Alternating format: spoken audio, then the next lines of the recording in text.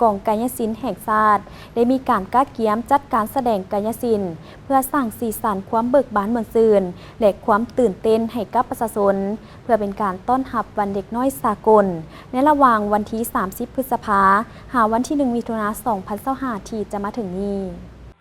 เพื่อเป็นการสร้างขบวนการและกิจกรรมเบิกบานมวลซืนและสร้างความตื่นตาตื่นใจให้กับประชาชน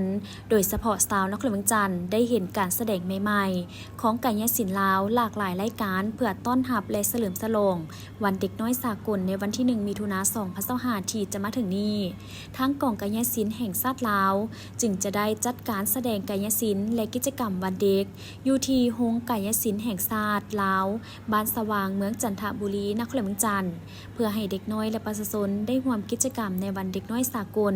และเห็นได้การแสดงของนักกายศิลป์ลาวที่มีการแสดงหลากหลายรายการที่มีทั้งความบันเทิงม่วนซื่นตลกเฮฮาความน่ารักของสัตว์เลี้ยงคือหมาและลิงน้อยที่แสนคำฮู้รวมไปถึงรายการแสดงที่ใช้เทคนิคความเชี่ยวชาญขั้นสูงและรายการที่หวาดเสียวสร้างความตื่นเต้นแก่ผู้ชมโดยจะได้มีการแสดงอยู่4รอบใน3วันคือวันที่30-31 พฤษภาคม 2025 แม้นจะแสดงในตอนค่ำเริ่มเวลา 19:30 นาทีเป็นต้นไปและวันที่ 1 มิถุนายนแม้นจะได้มีการแสดงอยู่2รอบคือรอบตอนเช้าเริ่มเวลา 10:30 นาทีเป็นต้นไปและรอบตอนค่ำแม่นเริ่มเวลา 19:30 นาทีสำหรับราคาปี้ข้าวส้มแม่นราคา 80,000 กีบต่อคน